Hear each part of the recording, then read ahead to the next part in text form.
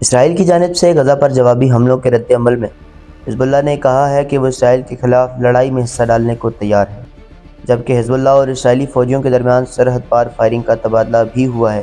اسرائیل کے شدید مخالف سمجھے جانے والی یہ تنظیم کب اور کیسے وجود میں آئی؟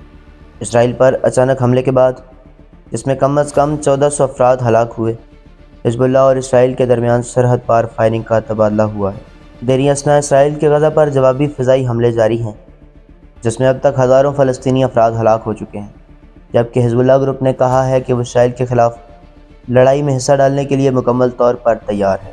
حزب اللہ کو ایران کی حمایت حاصل ہے، جبکہ امریکہ نے اسرائیل کی حمایت میں مشرقی بحیرہ روم میں اپنے جنگی جہاز تعینات کر دیے ہیں۔ ایسے کشیدہ ماحول میں اگر ایران اور امریکہ اس تنازع میں براہ راست شامل ہو جاتے ہیں تو کیا یہ تیسری جنگ عظیم کا باعث بن سکتی ہے؟ اس سوال کا جواب جاننے سے پہلے آئیے ہم حزب اللہ کے بارے میں جاننے کی کوشش کرتے ہیں کہ یہ تنظیم کیا ہے، کس طرح وجود میں آئی اور اس کے پاس کتنے فوجی اور کیسے ہتھیار ہیں۔ حزب اللہ لبنان میں شیعہ مسلمانوں کی ایک انتہائی طاقتور سیاسی اور فوجی تنظیم خیال کی جاتی ہے۔ کہا جاتا ہے کہ حزب اللہ کے جنگجو حماس سے زیادہ تربیت یافتہ ہیں۔ ایران کی پشت پناہی سے سن 1980 کی دہائی میں تشکیل پانے والی یہ جماعت لبنان سے اسرائیلی فوجی دستوں کے انخلاء کے لیے مسلسل جدوجہد کرتی رہی ہے۔ حزب اللہ کا لغوی مطلب خدا کی جماعت کے ہیں۔ لبنان پر اسرائیلی قبضے کے بعد شیعہ علماء کے ایک چھوٹے سے گروہ کی آنت سے بھرنے والی اس تنظیم کے اولین مقاصد میں اسرائیل کے خلاف مزاحمت اور لبنان سے غیر ملکی فوجیوں کا انخلاء تھا۔ سن 1992 سے سید حسن نصر اللہ اس تنظیم کے سربراہ ہیں، جبکہ اس تنظیم کو مئی 2000 میں اپنے اس مقصد میں کامیابی حاصل ہوئی جب اسرائیل نے وہاں سے مراجعت کی۔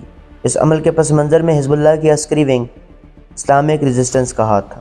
اس کا ایک مقصد یہ بھی تھا کہ لبنان کی کثیر المذہبی ریاست کی جگہ لبنان میں ایرانی طرز کی اسلامی ریاست بنائی جائے، مگر بعد میں سے یہ خیال ترک کرنا پڑا۔ ایران کی طرف سے حزب اللہ کو ایک طویل عرصے تک مالی اور عسکری مدد فراہم کی جاتی رہی ہے۔ لبنان میں شیعہ اکثریت میں ہے اور یہ تحریک لبنان میں بسنے والے شیعہ فرقے کی نمائندگی کرتی ہے۔ لبنان سے اسرائیلی فوجی دستوں کے انخلاء سے اس تنظیم نے عام لوگوں کے دلوں میں جگہ بنائی۔ اب لبنان کے پارلیمان میں اس جماعت کے امیدواروں کو واضح اکثریت حاصل ہے۔ اس کے ساتھ ہی سماجی، معاشرتی اور طبی خدمات کے حوالے سے اس تنظیم نے لوگوں میں مقبولیت حاصل کی۔ جماعت کا اپنا ٹی وی چینل المینار کے نام سے قائم ہے۔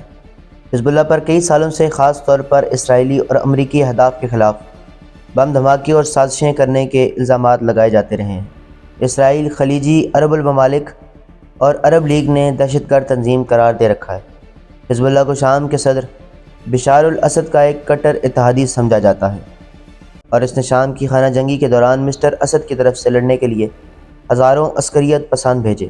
شام کی خانہ جنگی سن 2011 میں شروع ہوئی اور یہ تنازع شدت اختیار کرتا گیا۔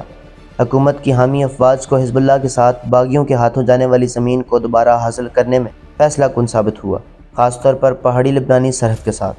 اسرائیل اکثر شام میں ایران اور حزب اللہ کے عسکریت پسندوں سے منسلک اہداف پر حملے کرتا رہا ہے، لیکن وہ ان حملوں کو شاذ و نادر ہی تسلیم کرتا ہے۔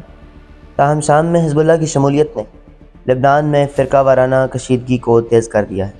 شام کے علوی شیعہ صدر کے لیے حزب اللہ کی حمایت اور ایران کے ساتھ مضبوط تعلقات کی وجہ سے خلیجی عرب ممالک کی طرف سے دشمنی میں گہرا اضافہ دیکھا گیا ہے۔ حزب اللہ کی فوجی، سیکیورٹی اور سیاسی طاقت کے ساتھ ساتھ اس کی فراہم کردہ سماجی خدمات نے ریاست کے اندر ایک ریاست کے طور پر اس کی ساکھ قائم کی ہے۔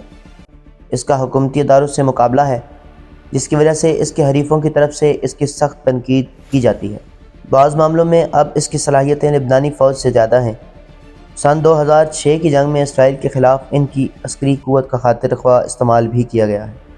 کچھ لبنانی حزب اللہ کو ملک کے استحکام کے لیے خطرہ سمجھتے ہیں، لیکن یہ شیعہ برادری میں مستقل طور پر مقبول ہے۔